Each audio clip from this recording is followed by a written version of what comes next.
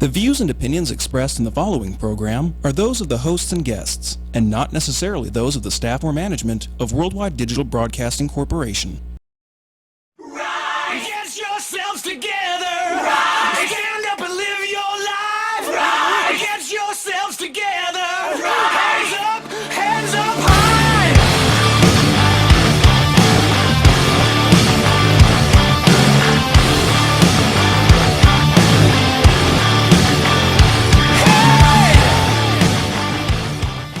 Welcome to the Rise Above Show. I am Joe Perroni. I'm Heidi Mancini. Tell everybody about our sponsors, or our partners, I should say. Our partners. We want to thank Jay Jung from City Athletic for partnering with our show, Rise Above, and also Marie Blacklock of Meal Prep Vegas.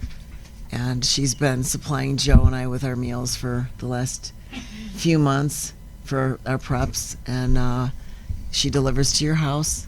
So you can go on the internet and you can. Do you have her website there? I got the phone number. Oh, you have the phone number? I do. 702-624-9286. Yes, so if you contact Marie, she'll customize your meals for you, and it's nice too because they're delivered right to your door. Perfect. So today, we had off last week because we were in New Jersey for the Mr. Universe show, of which I was competing in, and so we'll get to that later. But the title of today's show, I want to call it Transformation, Turning Walls into Doorways, because sometimes we don't always get what you want, right? We do the Rolling Stone thing. You can't always get what you want, but if you try sometimes, you get what you need. Big slap upside the head. It's actually really true. So I had so much time to think these last few days. We traveled to New Jersey. Now, of course, the airline that we took, you can never take a direct route anymore, it seems. So we got stuck everywhere. We were in Texas for a while, and then we went to New Jersey, and coming back, we got stuck in Fort Lauderdale with a layover for 4 hours. Then it was 5 hours on the way back. So I had so much time just to sit there and think. And I was thinking, how would I help another person who made a goal and did everything they thought they could do to do well, and external forces tell them that they didn't do well? What I mean by that is that when I look at the pictures, I thought, that was great. I've never looked better. I was really happy. I was. And we talk about this on the show a lot, about internal versus external validation. And I thought, the words sound great. I know what you're supposed to do, and I know how you're supposed to do it. Great, internal validation. I look at the pictures, I looked at my performance, I did everything I could do, control all the variables, and I did well, except the judges didn't feel that way. So now we have to think of, okay, here's the next part. How much does external validation matter?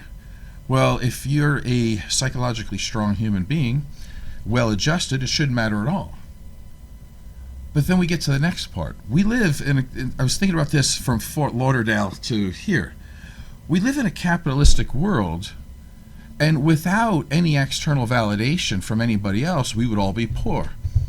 Right? You could be the greatest locksmith in the world, but if the world doesn't think so, well, then you're poor.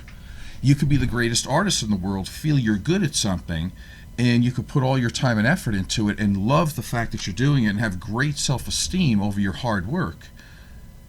But if nobody wants to buy anything, you're poor.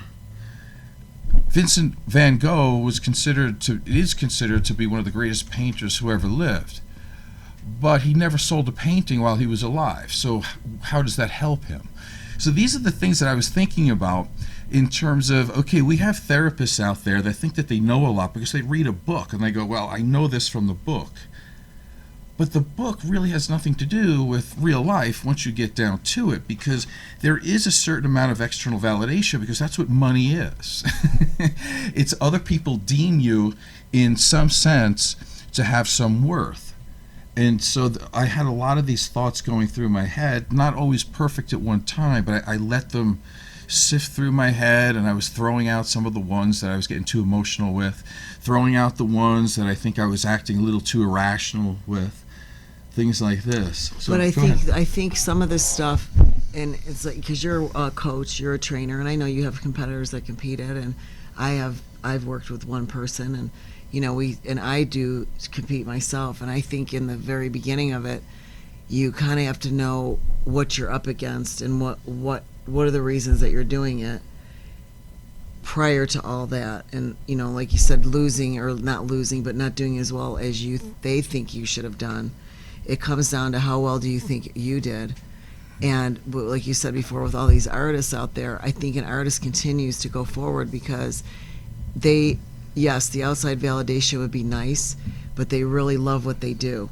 So they say, well, maybe not everybody likes my music type, or they don't like me or whatever, but I know I'm really good at what I do, and I'm going to continue to do it and have joy while I'm doing it. And a lot of those people, and you fall into that category, you have another job, you have another career path that you want to take. And I think when people 100% identify themselves to one thing, it could be the housewife that identifies herself as only the housewife. That's all she does. When you ask somebody, who are you? They'll always say, I'm a hairdresser. No, we're not talking about that. We're talking about who are you underneath all the superficial stuff and the career that you chose. Who are you?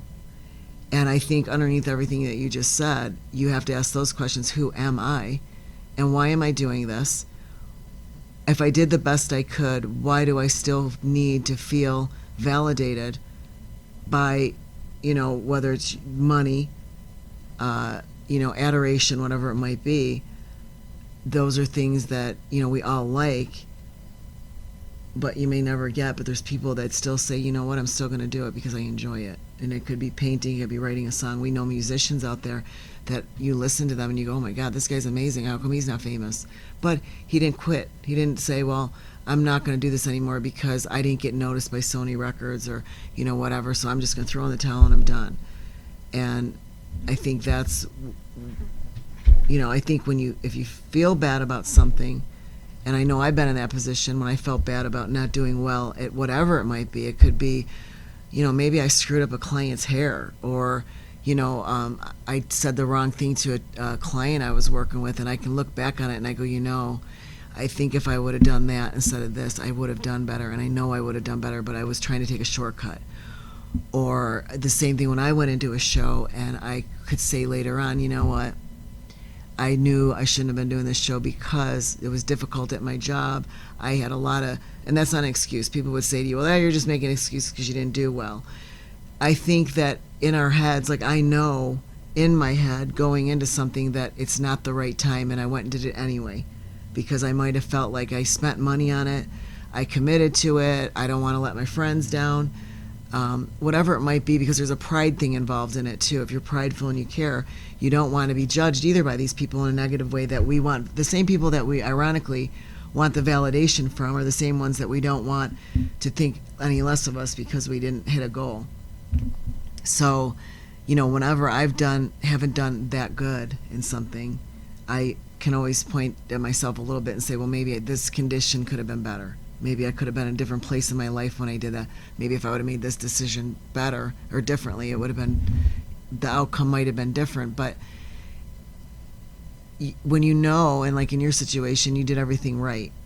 You know that you prepped, you ate, you slept, you trained, you did everything you were supposed to do, and the outcome didn't come out the way you could. In my opinion, it's disappointing. Like, it would be disappointing. Right. No, like, I would feel like this sucks. I competed in hair contests, and over the year, not since I've been with you, but in the past, before I had my daughter and that, and I thought it was amazing. I was like, you gotta be kidding me. They picked that girl's shit over mine. Like, my updos are amazing. And so I just got to a point where I was like, but that doesn't identify me as a good stylist. And I think that's where the differential is. I said to myself, you know what? I don't care that these other hairstylists that have been around 100 years think that her work is better than mine, because I know that my work is good. And sorry that your eye doesn't like it, but I had plenty of people that did like it. And it's the same thing with bodybuilding.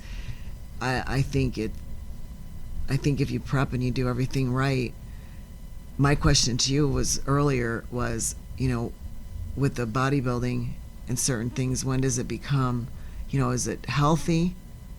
and when does it become not healthy? Because it becomes, if it gets you to that point that I don't feel good about myself, I did everything I could still do and yet I still feel bad, at what point does it maybe have a turning point where it goes from healthy to not healthy? Because now in your brain and your emotional part, you still, my thing is now, do you feel like you need to go back and wreck yourself again and continue to do that at the expense of a family, expenses, your own health, which would concern me? Those are questions that I would ask is, is there still joy in it? Do you really still enjoy the process to be willing to go through all that? And then in the end of this, the time that some judge say, well, I'm sorry, Mr. Perroni, you're not what we're looking for. And, that can go on forever and ever and ever. And it's the same thing in jobs. People bust their asses every day in their jobs, and there'll be that one person that, they don't work as hard, they're not as dedicated or anything to their job, but because maybe they know the right person or they said the right thing right at that right moment, they get promoted and the other person doesn't. I mean, at what point do we become mentally stable enough to say, what, I'm going to let this go. I'm disappointed I didn't get that promotion, but I'm not going to let it, ruin me as a person or make me feel like I'm no good. I can't do this no more. You've done it your whole life. I've only done like 9 shows, and I know it started to do that for me. And I said, you know what? I personally am not going to be, mentally, there's a lot of mental tenacity that goes through the beginning of it, the processes of it, and then you're going through it, and you're not doing a lot of things maybe you want to do because physically and mentally you can't. And at the end of it, it comes down to, I don't feel good now because some judge just said I don't look like they want. So now I feel everything I did in the last 4 months or 30 years doesn't matter, and I'm still going to feel like crap. Well, there's a lot in there you said. But John had a hand up. Go ahead. How would you like to be an actor or an actress? And going to audition after audition after audition, and you've been to school and you know all this stuff and you think you're a good actor or actress, and you keep getting shot down. What is that going to do to a person? How do they keep going after that? You know what I mean? You go to 100 auditions and you maybe finally get one, and it's just they just weren't looking for you. Right. But here's the thing. I think people naturally want to ask that question too. Like, how did you do? Like, I think they naturally, because that's their way of showing they care. I think where I would have to separate that question is, this happened to me, is all my clients, whenever I've competed, whatever, they're like, go girl, go. Like, I could be the worst one up there, and in their brains they're like, that's my girl, whatever. Yeah. What separates it for me is the client or somebody in the gym. I had a girl at the gym come up and say, oh, you didn't place? I go, no, I didn't. She goes, oh, and she kind of like, end of conversation. Yeah. That's the difference between a caring person and a person that's in it about it for the wrong reasons. And so those people I dismiss because I know they don't really care about me anyway, so why should I even care about what they think? But if a friend of mine was to say to me, which nobody ever has done, said to me, well, how did you place? Oh, you didn't get the top 3? You didn't get, they might say, God, I had you in the top 5. I can't believe, whatever. But if it came down to me not placing, that they're going to give me and kind of walk off. Yeah. They don't really care about me. Well, they're not your friends. Most people are your cheerleaders, no matter what, and even your clients and your friends. They're inspired all the time that you go and do it. And like I said, if one of your clients said that to you, was to say, "Oh, you didn't do good," I would probably say you're fired. Get out of here, because you know what, you can't. No, but I'm just saying, but you can't work with that anyway, because now there becomes the other side of it. That you're supposed to be, as a coach, on that side of that. If somebody says, and it doesn't have to be a competition. I had somebody this morning say, wow, I can't believe I did 15 of those. I could only do 2. And I said, that's where you're getting better as a coach. It's not a race. It's about getting better. And at what level are you judging yourself better? Because if I got down on the floor and I ripped out 100 sit-ups for this girl, how bad would she feel? But 12 years ago when I started training, I remember the pain of that, of not being able to do 2 or 3 sit-ups and thinking that I'm never going to be good at this. But what's your definition of good? What is your definition of good? Well, but isn't that a personal thing? Isn't that It's your supposed to be. definition of good may not be the same as Joe's or mine. No, it's or personal growth. And Yeah. when you lose, I think in anything, it could be your job, it could be your children, it could be your marriage, it can be my relationship to you. You know, you have to know kind of, what am I in this for? What are the, you know, I think people say, well, everybody sets themselves up for disappointment because you have expectations. And I think if anything that we go into, if I go into a relationship with Joe and I say, I expect this man to do A, B, and C for me every day, I'm going to be disappointed because every day he's not going to feel like going, how are you today? There might be a day he goes, how are you? And he goes off in the bathroom or, you know, whatever. That's when people get hurt and they get disappointed. And I think when you do everything right and you set yourself up in the right position and then something happens, I think that's where that expectation kind of makes it even you kind of feel worse about it. I don't know. Yeah, let me try to pull some of that apart, because I don't want you to think that I feel bad about, you know, how I am or how I did. It's none of that. I did what I can do. I control the things that I can. And because I do that, I actually feel really good. And I was trying to think about how I can turn this to help people in their everyday life, because not everybody competes in a Mr. Universe, right? That has no, it doesn't relate to anybody. But what does relate is that when you are trying to do something and a wall comes up, whether it might be your fault or not. Now, if it's your fault, you can look at it and say, okay, I can step back and go, what can I do to make this situation better? And that's actually liberating because it's under your control. But what if a wall comes up and you say, okay, well, how can I eliminate this wall? And you start looking and you go, in my case, my development was as good or better than the competitors. My leanness was as good as most of the competitors, actually probably more. What stopped me then? Oh yeah, 4 years ago I had a hip replacement and I have one side of my body that looks deformed in a sense compared to my other side. It's a different shape, it's a different size. And I can't hide that from the front, the side, or the back. So I have to take a look at it and say, is there anything under my control that I can do to make this better for me? The answer is probably no. That's a wall. So I can't do anything about that. So now I have to look for a doorway. Your role in life changes a little bit. Your identity changes because, and I'm not here to brag, I'm here to tell the truth. Like in order for me to even compete, I have to be authentic, and I will be. It is nothing for me to win local shows or national qualifier shows. You're lucky I even diet for a week and I win. I've not lost one. I mean, that's just the reality of the situation. I don't lose those shows. So those shows do nothing for me. I get bored. They're nothing. The last show I won, I was like, I took the medals, went back. I think I had a Diet Coke and I listened to some 70s music in the hotel room, and I was like, let's go back home. Like, it was nothing more than taking a shower to me. Like, it really, I get no rise out of it. I have no, dopamine hit or rush from it. It doesn't, I don't feel it much from it. Because the only thing I got out of it was my workouts and my eating, which I do that anyway, so I don't need to do that in public. So the competition meant nothing. What does mean something is to go to the highest of levels. And what I notice at the highest of levels, those people are so good that you can't go in there with one leg that really doesn't work compared to another. So now I'm at this thing of, okay, what do you want to do? Do you want to hit your head against a wall here, or not compete at the lower level because that bores me to death? So it's like I have to start rearranging what I do. And you have to realize I started this journey when I was 11 years old. I'm 52, so I've been training for 41 years. So you buy into this whole thing of bodybuilding is what I do. It's who I am. It's a big part of me. It's not who I am. I know I can do other things, but certainly the competition that I love so much, I think water has found its own level.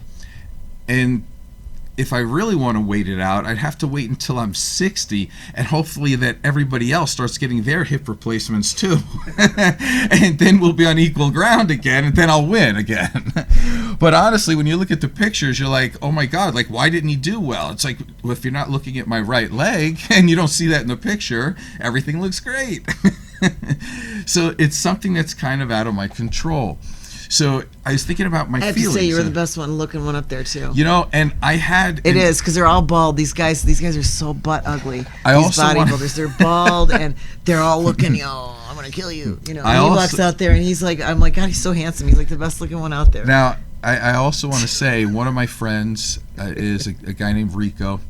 We've had him on the show, and we've had this conversation where he has a great build, but why do they not always give him what he deserves? He's too pretty. And part of it's the same thing with me. I'm not saying whatever, but when you have a bunch of old men that are judging, they get really creeped out when there's a good-looking man in front of them. They don't want to give that guy the just dessert. Like, I'm probably the only guy in that group that had hair, you know, that's still like, you know, and you know, and that plays into it too, you know. But listen, it's not an excuse, but we do know you have to face the situation. And when you go into national shows of this caliber, you already know it's at least a 3-year process, unless you're so amazing that you just blow everybody away, and most people are not. Most people are within that range. It's about a 3-year process, because they have to know who you are. They have to see you. If you show up a few times, that person is going to get a placing above you. That's just the way it is. I mean, there was a couple of guys in the top 5 that I thought, man, if I wanted to be that smooth, I never would have dieted at all. Like, they just looked like that contest was like in another 3 months. But they were there. They've been there before. They put them in the top 5 as a thank you for showing up, and that's just the way it is. But you have to know that going into it, that in this life, not every playing field is equal. That's just the way it is. So it's not an excuse. It's just there. So that's part of it. So I have to go over it, and I was thinking, how else can I make this relate to other people?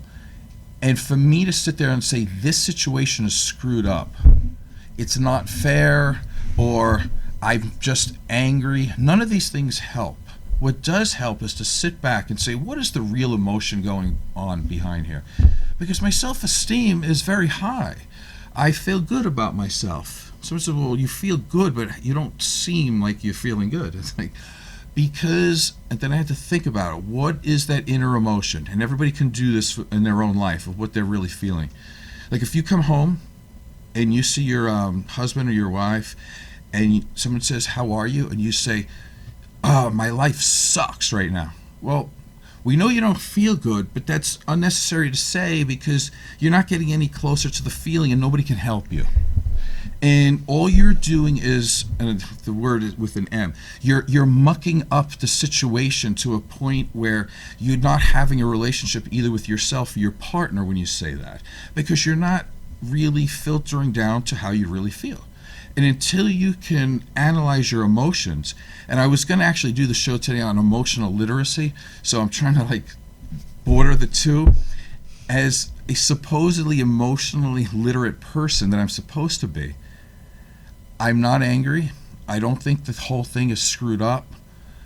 I'm not angry. I'm just disappointed. I love bodybuilding, and it might be at that level that I can't do it anymore. And that's disappointing. And it hurts.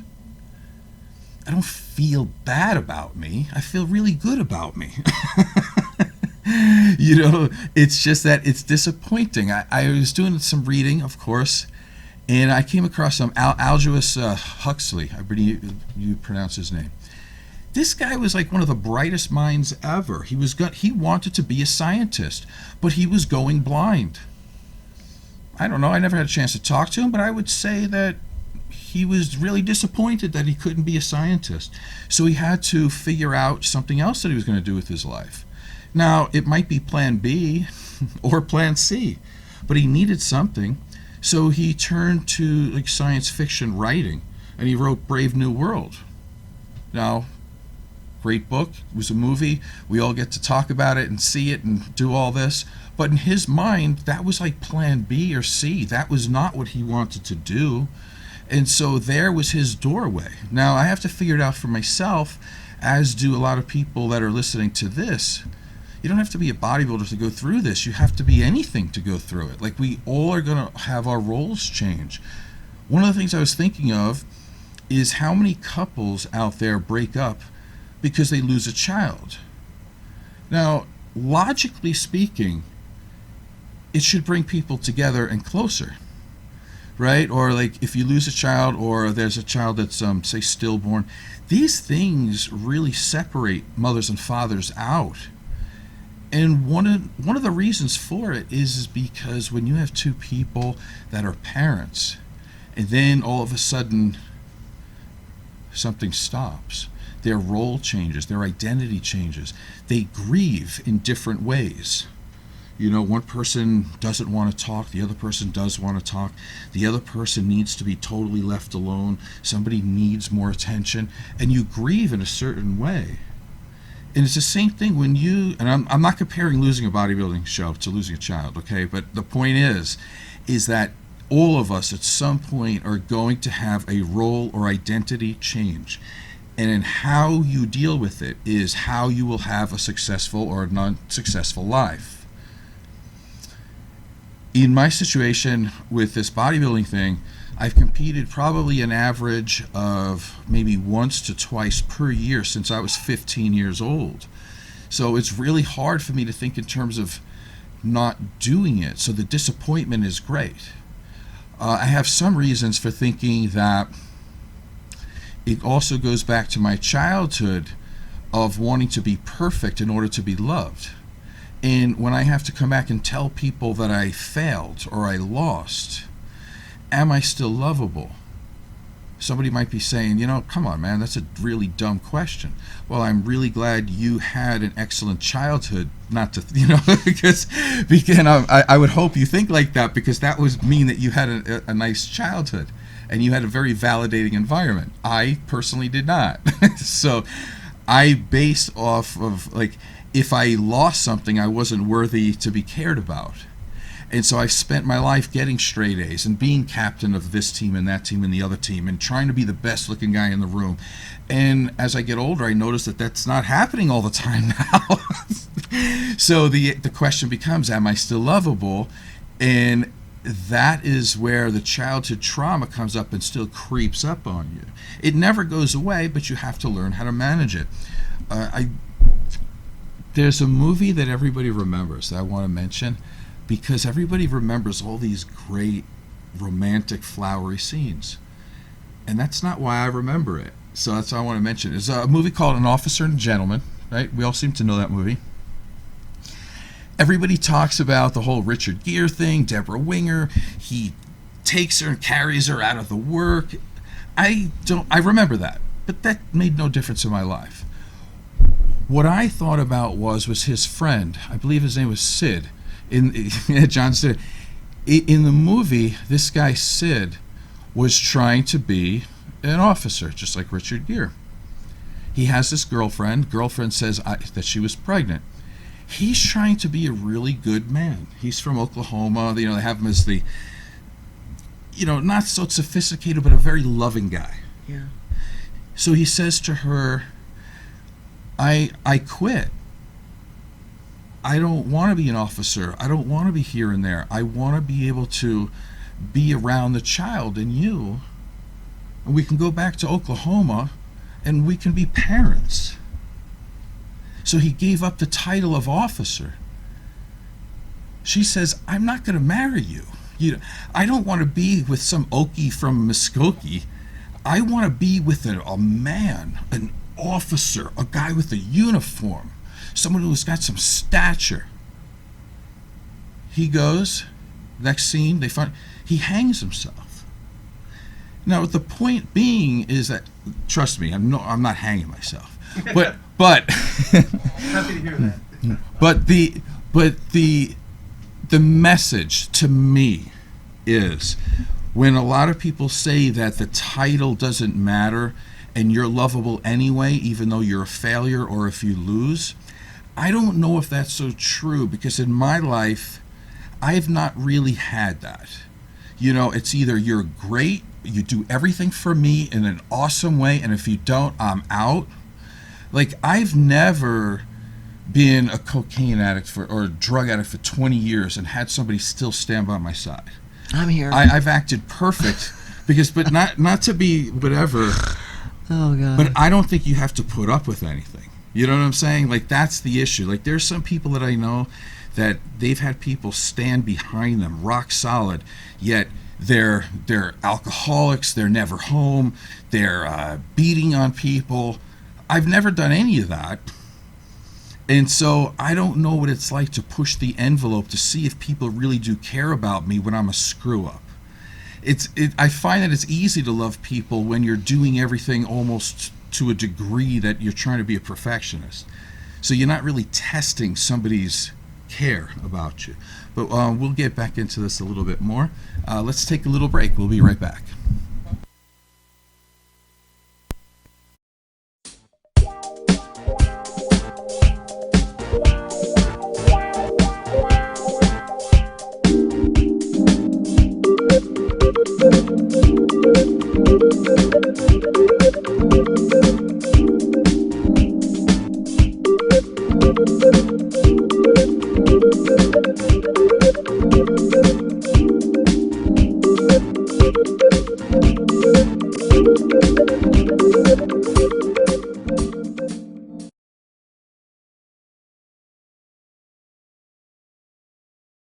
Welcome back to the Rise Above Show. I am Joe Perroni. I'm Heidi Mancini. And today we're talking about what it feels like to make a goal, do everything you can to achieve it. You keep your self-respect, your self-esteem by living up to your best, and yet it just doesn't work out for you. And so we have to think about what do we want to do with that. We have some choices at that time. We can continue in that direction to try to get that goal, but is it something that you should continue to go for? Because in everything we have a risk to benefit ratio, or what you could call a garbage in, garbage out. Like, is what you're putting into it, is it enough of an investment to where when you do well or you don't do well, because it's not guaranteed, is it worth the negativity? And I think that's a big part of it. In terms of, for me, at this moment, and you'll have to figure it out for yourselves in your lives, that there is a lot of time and effort put into bodybuilding shows. To the point when I was very young, I never even considered the thought that if I was nice to my family, I never considered the thought if I was nice to my girlfriend. I was never concerned if I was too tired to, I don't know, walk the dogs, anything like that. I was not concerned about my work. There was a time when I worked at a sweater factory, and I couldn't care less whether I was good at it or not. And so when I did bodybuilding, it became this all-encompassing thing. Obsessive to the highest degree, and I just did it, and I did not worry about anything else. So I didn't really feel like I had a positive to negative here. Everything to me was positive, like just do it. Now, as I get older, I notice that I'm emotionally very powerful. I diet and do all these things without really caring much. I hear all these other people crying and complaining all about their diet. I'm like, listen, this is self-imposed, so stop complaining. You either do it or you don't do it. But one of the things that I've noticed about myself is that my priorities are starting to change. It's getting to be like, I'll look at one of my dogs in the morning and I'll go, oh, I ran out of time, or I just don't feel the energy to walk her right now. And then later on in the day, I feel guilty. Guilt? I never had guilt before. Like, what is this guilt thing? He's giving me dirty looks. She's like, You know? where's my walker? Where's Yeah. my walker fob? My daddy. So I'm noticing guilt creep in. So that is part of the equation. With clientele, I do care about clients now. I care about other people's goals a lot, not just mine. When I was younger, I couldn't care less about other people, so it never even concerned me. Now it does. Now it's this thought of, okay, am I being the best I can be as a person all the way through? And I have to say I'm probably not when I'm dieting. So I have to factor that in as if I want to continue to do this. So there are things that are in my control. There are things that are not in my control. But all these are just basic decisions. One of the things I want to throw in here is that I've been doing this since I was 11 years old. And I keep wondering what draws me back to competition. And one of the things I notice is that because competition to me is real, it pushes you to be your ultimate best.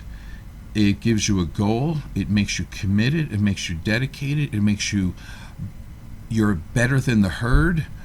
The basic person out there is an unconscious human being. They don't know why they eat. They have no idea what foods they're eating. They don't care. They don't care about what they say half the time. They just talk about what other people say. They don't really have a mind of their own. And to me, this is all what bodybuilding is. It's about creation of your own culture. I really don't care much about the Kardashians and this and this and that and the other on TV. I create my own reality, and I think bodybuilding is the best way to create your own reality. This is something I was started to write when I was on the plane in Fort Lauderdale. And these are just quick little things, and I did not edit this, so relax. It's not perfect, but you'll get my point, and John might want to throw in on this. And I'll probably say something later that will annoy John, but that's okay. I wrote this. To me, bodybuilding is one of the only things in the world that's real. And that's why I love it so much. A 100-pound dumbbell is always a 100-pound dumbbell wherever you are. Even if you have sex with the same person all the time, sometimes they like you, sometimes they don't. It's not the same, and it's not always real. And there's a lot of people in your life who you thought that they may have loved you, but probably didn't. Some did, some didn't. Some will be there, some won't. They fluctuate all the time. It doesn't take much for someone to be the nicest person in the world to you, and then in the next second they want to see the worst for you. And I've noticed that through life. That's just having an experience. But I can tell you that when you work out and you're trying to do the best you can for you, 4 calories is 4 calories.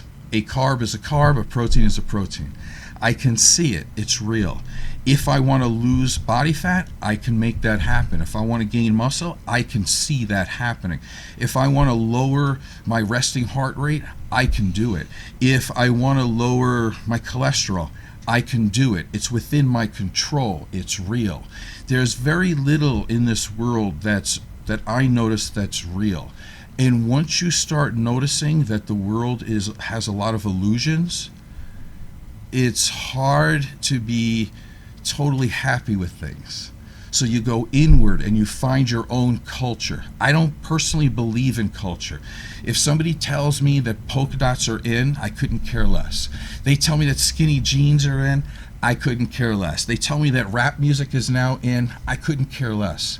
It's about creating your own culture. That's what human beings should do. So one of the things I wrote is, we live in a system, capitalism, which is designed by humans, which is a fake construct, by the way. And most of these people, they do not have humanity's best interest in mind. Goods and services are marketed to the lowest common denominator of humans and seeks to exploit insecurities, low self-esteem, and ignorance by promising a false sense of belonging and pride, by encouraging a celebration of base instincts, no critical thinking, and a playing field that exalts the mob rather than the kings. And in a world of unconscious people, bodybuilders are conscious. In a world filled with problems, I live in a world that tries to create solutions. And in a world that is basically a bunch of spectators, I'm actually a participant. So I have no regrets of competing and losing. I'd rather be a matador and get gored to death than be sitting drinking a tequila in the audience complaining that you're not entertaining me enough. Right? So just put me in the arena. I wanted to compete, and that's where I always want to be.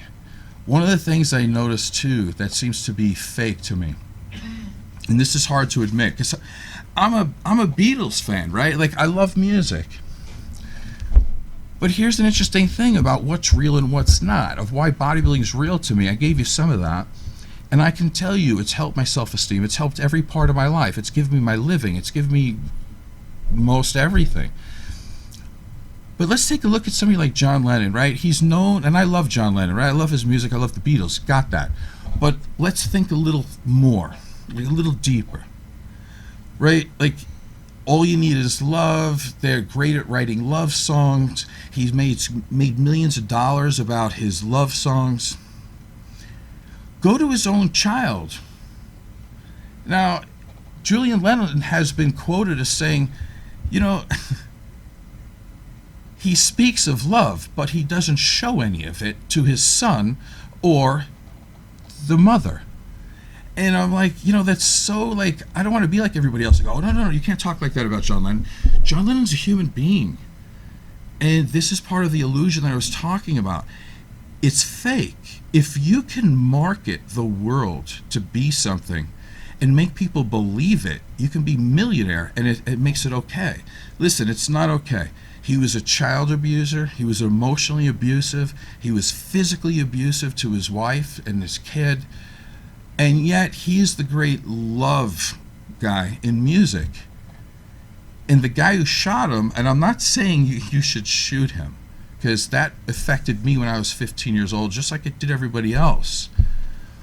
And I'm not even going to mention the guy's name, the murderer. But he did make one good point. He killed John Lennon because he thought he was a hypocrite, because he was one of the richest guys in the world talking about how it would be great to live with no material things and to talk about love and to be able to give love and get love, and yet he never did any of that.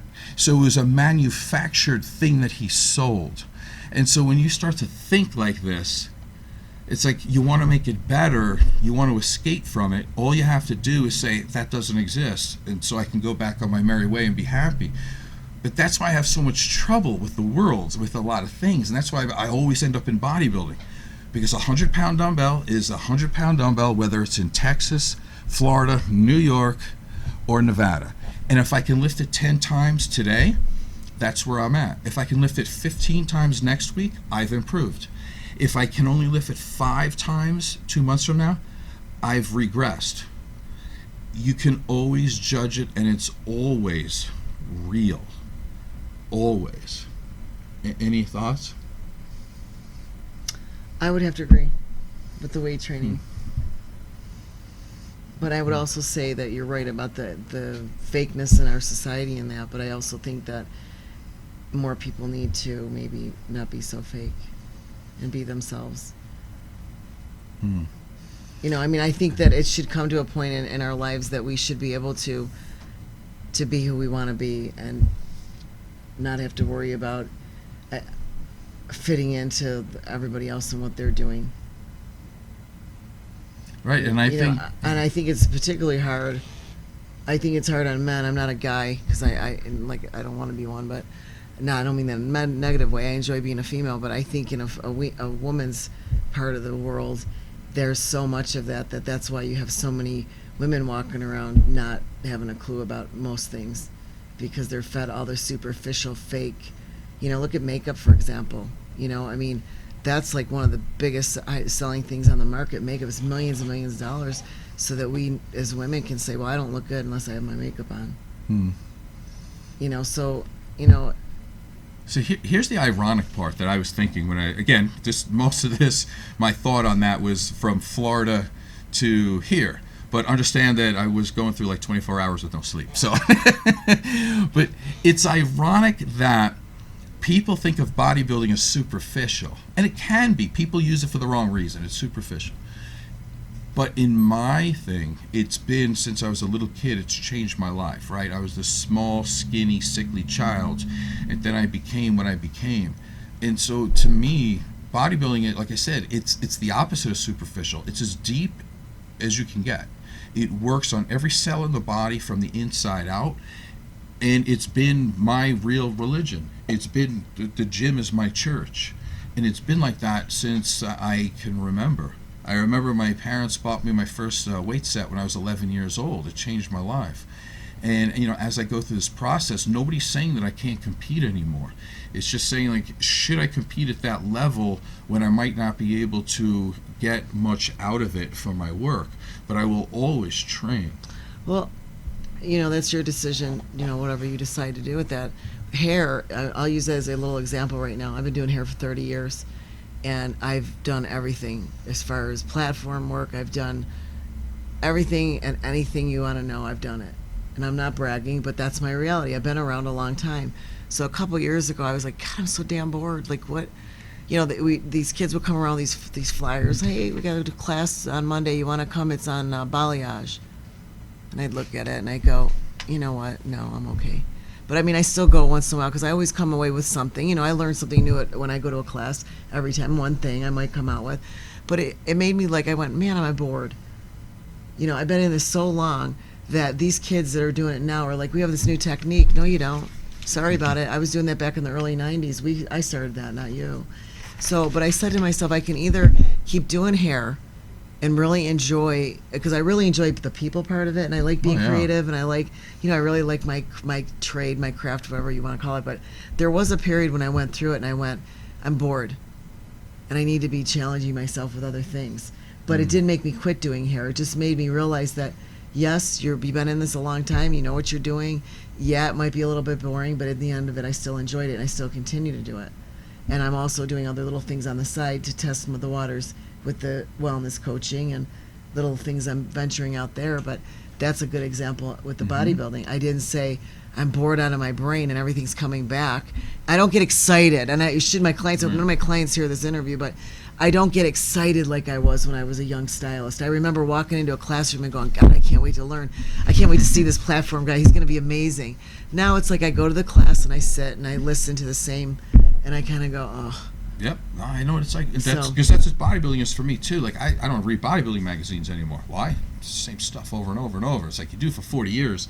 But that's where the competition comes in, right? That's the other part of, not only is it real to me, but it's the only thing that pushes me. Right. I noticed that, okay, so I got my master's degree in marriage and family therapy. And I'm not going to say I'm not proud and I'm not happy, because I'm both of those. But when you're at the Orleans Theater and you're graduating with 900 other people, it ceases to make me feel like I did something that's difficult to do, because I'm graduating with 900 other people. So it's like, oh, okay, I guess, you know, I'm not that good. You know, whereas when you win a bodybuilding show, you're in like rarefied air. You know, it's very rare, like to look at someone and go, oh my God, like that is something special. Whereas I see therapists all the time, and half of them, you know, some of them are good, some of them aren't. Most of them don't care, some of them do, but they don't have any like extra special talent, so it kind of bores me in a way. It's not that exciting. Asking me a question about, you know, again, turning a wall into a doorway. The truth of the matter is that at some point, some doors, some walls are meant to be walls. One of the ways through this is to sit back and feel the pain. I guess you can read my shirt. One day this pain will make sense, right? Don't escape from the pain. Feel the pain. Understand the pain. Know where it is. Know where your disappointment lies. Figure out what you can do to make it better, to get what you want. Unfortunately, there might be a wall that you can't make it happen, which in that case, that's not bad either, because then that means the universe is telling you that a wall is meant to be a wall. It's time to start branching off to something else. the worst thing that I think that could happen to me, and make this relate to yourselves out there, is that the amount of supplementation that a bodybuilder needs to take is outrageous in order to keep up. If the wall is a wall and it's telling me to move and use my brain more, I need to listen to that, because I'd never want to get back from a doctor and they go, excuse me, sir, your liver enzymes are off the chart, your kidneys are failing. And then I would say, well, I did that because I didn't have the guts to change my identity. So sometimes you have to have the guts to change your own identity to start doing something new. And any self-doubt that you have about changing, self-doubt is excellent because it puts all the negatives in there that could strike back on you. So it makes you perfect yourself as a human being. I love self-doubt. The more self-doubt I have, the better I get. You look at it, you face it, you analyze it, and then you move on. So how much time do we have? Not much? 5 seconds. 5 seconds. All right, let me run through this really quick. This is how you deal with difficult emotions like this. Face your feelings without denying it. Then you separate your failure from your identity. It's not personal. Then you need to analyze everything open and honestly. Did you control everything that you can control? Did you do everything you could? Are the things that are holding you back outside of your control?